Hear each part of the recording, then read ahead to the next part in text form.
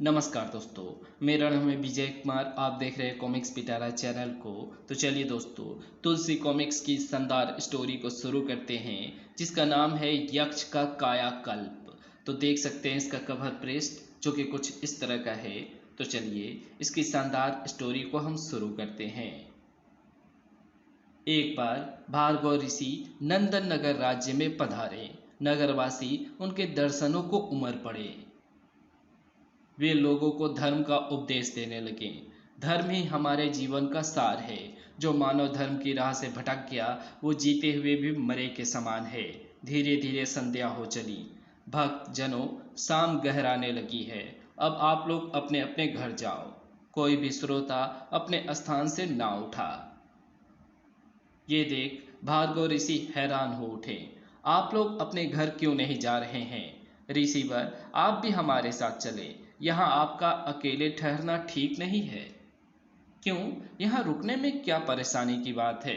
ऋषिवर, पास ही के खंडहर में नीलाभ नाम का एक यक्ष रहता है। वो बड़ा ही क्रोधी स्वभाव का है। हर समय वो अपने हाथ में एक घातक शस्त्र रखता है। नीलाभ यक्ष ने तक्षक नाम का एक भयंकर विषधर सर्प भी पाल रखा है। दोनों ही बेहद खतरनाक हैं। अच्छा? ऋषिवर, जो भी रात में इस पेड़ के नीचे ठहरता है, नीलाभ यक्ष उसे मार डालता है। ओह, तो इसलिए तुम लोग हमें यहाँ रुकने से मना कर रहे थे? हाँ ऋषिवर, आप रात्रि को यहाँ ना रुकें।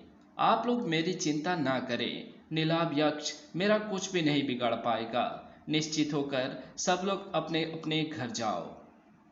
आखिरकार लोग दुखी मन से अपने अपने घर को चल दिए और भार्गव ऋषि समाधि में लीन हो गए। धीरे धीरे चारों ओर रात्रि घिर आई। तभी समीप के ही खंडहर से नीलाभ यक्ष बाहर निकला। तक्षक सर्प उसके गले में लहरा रहा था। जब वो पीपल के पेड़ के नीचे पहुंचा, ओह, कौन जमा बैठा है यहाँ? वो ऋषि के समीप आया। कौन है रे तू? भार्गव ऋषि तो समाधि में लीन थे। क्या बोलते? ये देख, बोलता क्यों नहीं है तू? जान की सलामती चाहता है तो भाग जा यहाँ से। भार्गव ऋषि फिर भी कुछ नहीं बोले। ये देख, तू मेरी शक्ति को नहीं जानता। मैं अभी तेरा घमंड चूर चूर करता हूँ। नीलाभ ने गले में लिपटे सर्प को हाथ में लिया। तक्षक, ये पहला व्यक्ति है जिसने हमारे आदेश की अवहेलना की है।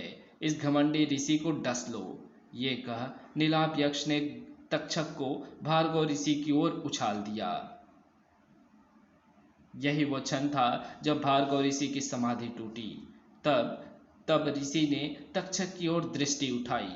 ओह, बड़ा सम्मोहन है इस ऋषि की दृष्टि में।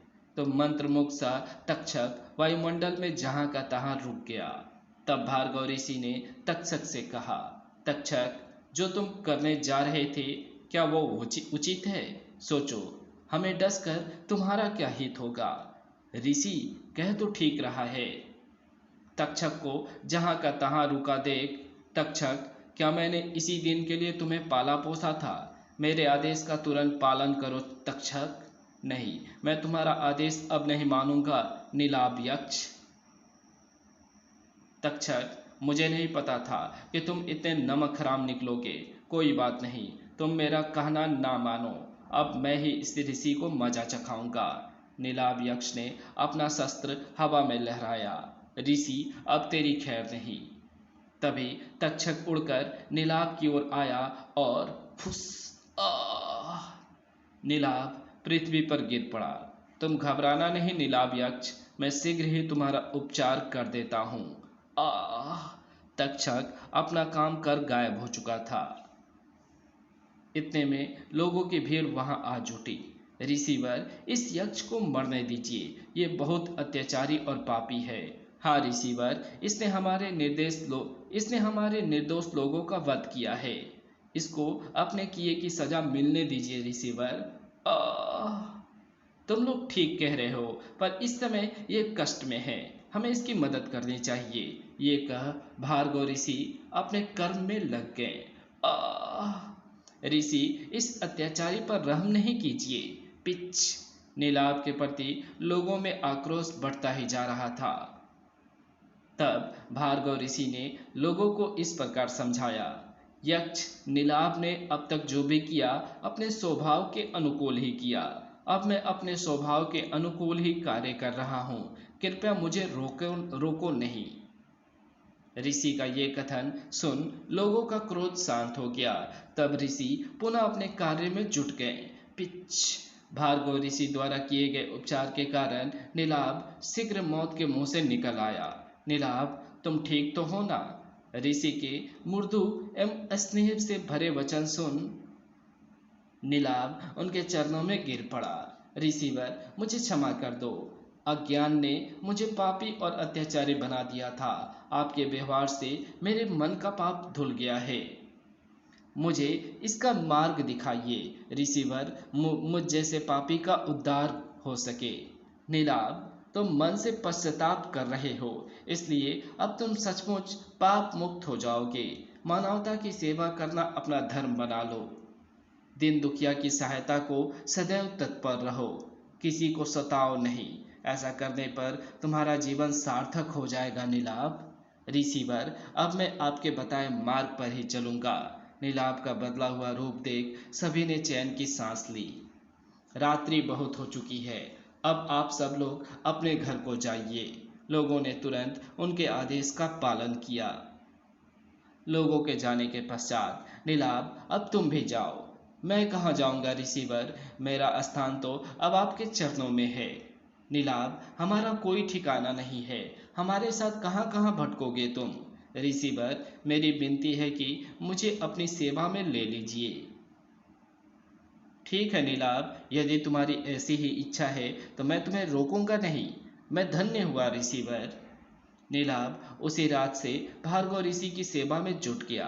अगले दिन प्रभु को स्मरण करना नहीं भूलना चाहिए। सुख में दुख में हमेशा उसका स्मरण करते रहना चाहिए। उपदेश समाप्त होने के पश्चात भार्गव ऋषि को प्रणाम कर सभी चले गए। भाई, तुम नहीं जाओगे क्या? ऋषिवर, एक आस लेकर आपके पास आया हूं मैं। तुम कौन हो भाई, कहाँ के निवासी हो और क्या आस लेकर आए हो मेरे पास तुम? ऋषिवर, नंदनगर का ही रहने वाला हूँ मैं। माधव मेरा नाम है। मेरा इकलौता पुत्र चेतन आज से 5 वर्ष पूर्व धन कमाने के उद्देश्य से किसी दूसरे राज्य गया हुआ था। तब से उसका कोई अता पता नहीं है। पुत्र की चिंता में मैं दिन रात घुला जा रहा हूँ ऋषिवर। ओह, तो ये बात है, पुत्र के विषय में जानना चाहते हो तुम?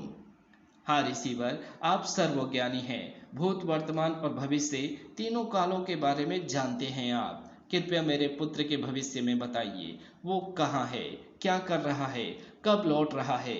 माधव, बहुत उतावले हो रहे हो तुम, धीरज रखो, तभी तुम्हारी इच्छा पूर्ण हो जाएगी। ये कह भार्गव ऋषि ध्यान में लीन हो गए। कुछ देर बाद उन्होंने आंखें खोली। माधव, तुम्हारा पुत्र स्वर्ण नगरी में कुशलता पूर्वक है और शीघ्र ही तुम्हारे पास लौट आएगा। ओह, कब तक ऋषिवर? फिर तुम उतावलापन दिखा रहे हो माधव। जाओ, घर जाओ, ईश्वर जो करेगा ठीक ही करेगा। तब ऋषि को प्रणाम कर माधव वहां से चला गया। उसके जाने पर, नीलाभ, तुम्हारे लिए किसी के लिए भला कार्य करने का वक्त आ गया है। आज्ञा दीजिए गुरुवर, मुझे क्या करना होगा? तुम्हें स्वर्ण नगरी जाना होगा नीलाभ, चेतन की खोज में।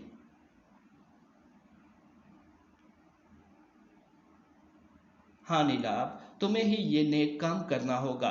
तुम यक्ष हो और यक्ष आकाश में उड़कर कहीं भी जा सकते हैं। लेकिन गुरुवर, स्वर्ण नगरी बहुत बड़ी होगी, वहां मैं चेतन को कैसे खोज पाऊंगा?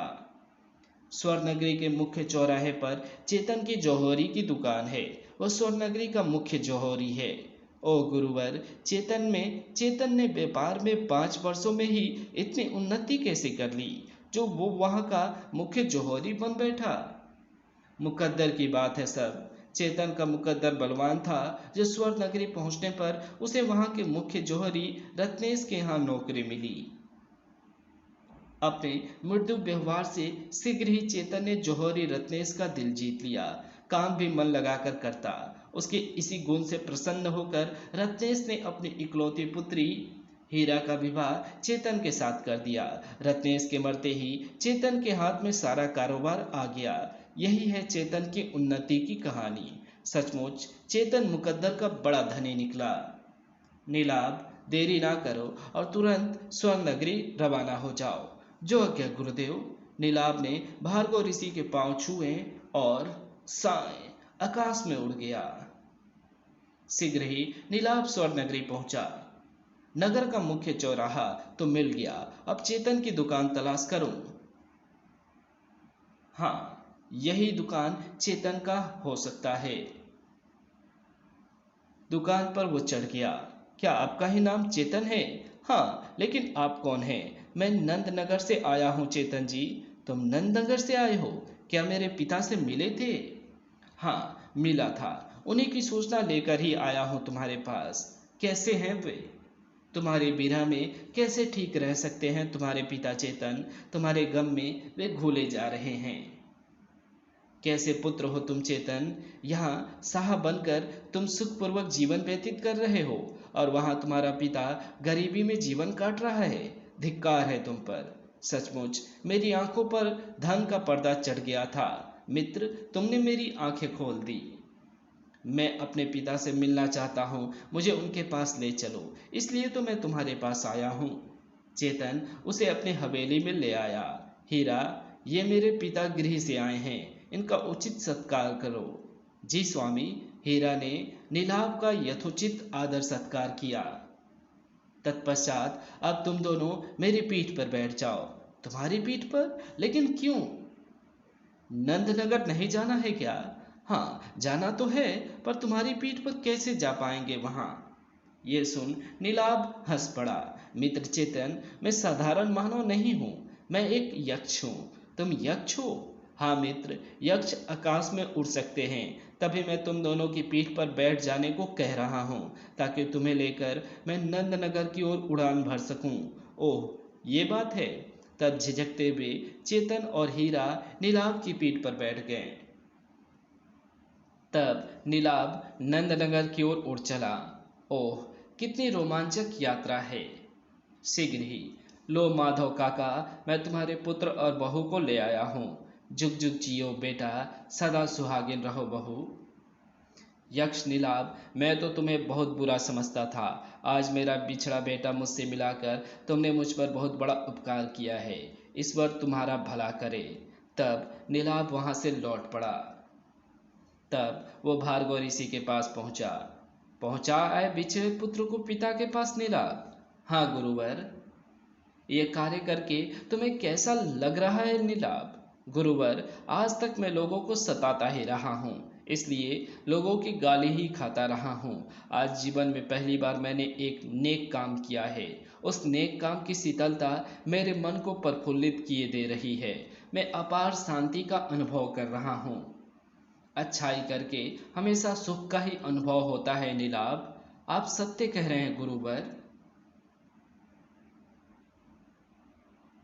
तभी एक अत्यंत गरीब आदमी भार्गव ऋषि के पास पहुंचा। ऋषिवर, सुना है आप गरीबों के कष्ट दूर किया करते हैं। तुमने ठीक सुना है भाई, कहो तुम्हें क्या कष्ट है? ऋषिवर, मैं नंदनगर राज्य की एक गरीब बस्ती में रहता हूँ। नंदनगर के राजा नंदन सेन भोले से भी हम बस्ती वालों की खोज खबर नहीं लेते हैं, जबकि राज्य के अन्य धनी बस्तियों में महाराज प्रजा का हाल चाल मालूम करने अक्सर जाया करते हैं। हमारे राजा उसमें ऐसा हमारे राजा हमसे ऐसा भेदभाव क्यों करते हैं, यही जानना चाहता हूँ मैं। उस गरीब की बात सुन भार्गव ऋषि सोच में पड़ गए। कुछ देर सोचने के पश्चात, राजा नंदन सेन, तुम गरीबों के साथ जानबूझकर भेदभाव नहीं करते, उनसे ये करवाया जाता है। मैं कुछ समझा नहीं ऋषिवर। देखो भाई, तुम अपने घर जाओ। अब राजा नंदन सेन तुम लोगों का हालचाल पूछने शीघ्र ही तुम्हारी बस्ती में आएंगे। फिक्र ना करो। ओह, तब तो हमारी बस्ती के भाग्य खुल जाएंगे। वो खुश होता हुआ चला गया। उसके जाते ही, उठो नीलाभ, हमें राजा नंदन सेन के पास चलना है। राजा नंदन सेन के पास? क्यों गुरुवर? अभी अभी जो दुखियारा आदमी हमारे पास से गया है, उसकी इच्छा पूरी करने के लिए हमें राजा नंदन सेन के पास जाना होगा नीलाभ। तो चलिए गुरुवर, दोनों राजमहल की ओर चल दिए। जब वे राजमहल में पहुंचे, आइए ऋषिवर पधारिए। राजा नंदन सेन ने उनका उचित सत्कार किया। क्या कोई गंभीर विषय पर मंत्रणा चल रही है राजन? नहीं ऋषिवर, ऐसी कोई गंभीर बात नहीं है। हम प्रजा का हाल चाल जानने के लिए राज्य के दौरे पर जाया करते हैं। इस समय यही चर्चा चल रही है कि इस बार राज्य के किस भाग के दौरे पर जाएं हम। फिर तो हम सही वक्त पर पहुंचे हैं यहाँ। मैं कुछ समझा नहीं ऋषिवर। राजन, समय आने पर आप सब समझ जाएंगे। अच्छा ये बताइए कि राज्य के किस भाग के दौरे पर जाने का निर्णय किया है आपने? अभी इस विषय में कोई निर्णय नहीं लिया गया है ऋषिवर। प्रधानमंत्री जी कह रहे हैं कि आज हम इनकी बस्ती की ओर अपनी यात्रा करें और सेनापति जी की इच्छा है कि आज हम इनकी बस्ती के लोगों के दर्शन देकर कृतार्थ करें। ओह, ऐसा? भार्गव ऋषि ने मुस्कुराकर नीलाभ की ओर देखते हुए राजा नंदन सेन से कहा, राजन, यदि आपको कोई आपत्ति नहीं हो तो मेरा शिष्य नीलाभ आज इस बात का निर्णय करें कि आज आपको राज्य के किस भाग के दौरे पर जाना है। हमें इसमें भला क्या आपत्ति हो सकती है ऋषिवर? निर्णय करो नीलाभ, जो आज्ञा गुरुवर। तब नीलाभ ने राजा नंदन सेन से कहा, महाराज, जिधर आपका हाथी ले जाए आज आप राज्य में उधर ही जाइए। ठीक है, आज हम ऐसा ही करेंगे। राजन, हम भी तुम्हारे साथ राज्य के दौरे पर चलेंगे। जो आज्ञा ऋषिवर। और फिर नंदन सेन हाथी पर बैठे राज्य के दौरे पर निकल पड़ा। महावत, हाथी आज जिस ओर जाना चाहे उसी ओर जाने देना। जो आज्ञा महाराज। नीलाभ, तुम हमारी इच्छा को समझ गए हो, इसलिए हाथी को तुमने अपने सम्मोहन में ले रखा है। अब हाथी वही जाएगा जहां तुम चाहोगे। हाथी चलते चलते राज्य की उसी बस्ती में पहुंचा जहां गरीब लोग रहते हैं। महाराज, आज हम गरीबों के भी भाग्य खुल गए हैं जो आप यहाँ पधारे हैं। तुम लोगों को कोई कष्ट तो नहीं है? महाराज, हमारे पास ना भरपेट खाने को है, ना पीने को साफ पानी है। हमारी झोपड़ी भी टूट फूट गई है। हमारे राज्य के लोग इतने दुखी हैं, ये तो हमें आज ही पता चला है। हाथी सचमुच आज हमें सही स्थान पर लाया है। उसने बस्ती के लोगों से कहा, नंदनगर में तुम जैसे गरीब दुखी लोग भी रहते हैं, मुझे पता ही ना था। राजन, पता तो आपको तब चलता जब आपके चाटुकार दरबारी मंत्री आपको यहाँ आने देते। वे हर बार घुमा फिराकर आपको राज्य के ऊंच बस्तियों की ओर ही ले जाया करते हैं। राजन, दरबारियों मंत्रियों की सलाह पर ना चलकर कभी स्वयं भी निर्णय लिया कीजिए। इसी में राज्य और आपका हित है। आप ठीक कह रहे हैं ऋषिवर। आज हमें अपनी प्रजा के दुख दर्दों का पता चला है।